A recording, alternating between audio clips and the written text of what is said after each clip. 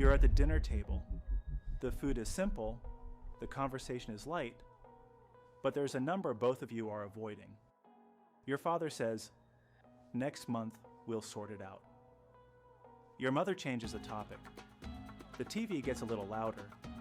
From the outside, a normal middle-class evening. Inside, one quiet question hangs in the air. Are we actually okay with money? Or just acting like we are? Middle-class homes get called stable, manageable. Bills get paid, kids go to school, festivals are celebrated. But a 2025 Bankrate survey found that 43% of US adults say money negatively affects their mental health, causing anxiety, stress, and sleepless nights. So if everything looks fine, why does money still feel like a tight knot in the chest? By the end of this video, you'll understand the psychology keeping middle-class families quietly stressed, and one shift that can start to unlock it.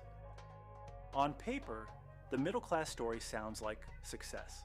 Steady job, EM is paid, kids in decent schools, one trip a year. In reality, money stress here doesn't look like bankruptcy.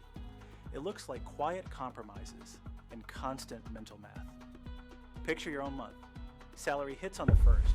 Immediately, the silent calculations begin. Home loan, school fees, medicines, one festival, one wedding. You tell yourself, this month, I'll save properly. Then you remember the car service, the coaching fees, the social event you can't skip. Saving quietly becomes maybe next month. From the outside, life looks stable. Inside, there's a low-volume anxiety that never switches off. So what is actually going on in the middle-class mind? Psychology points to 3 drivers: uncertainty, comparison, and responsibility. Uncertainty first.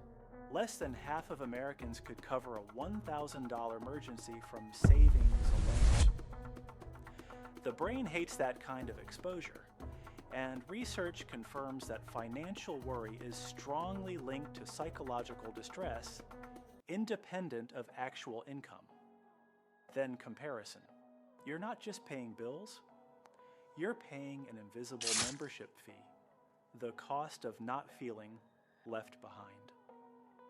Social media turns other people's edited lives into your benchmark, pushing families to manage somehow for phones, holidays, and parties they can't really afford. And third, responsibility, the unspoken promise.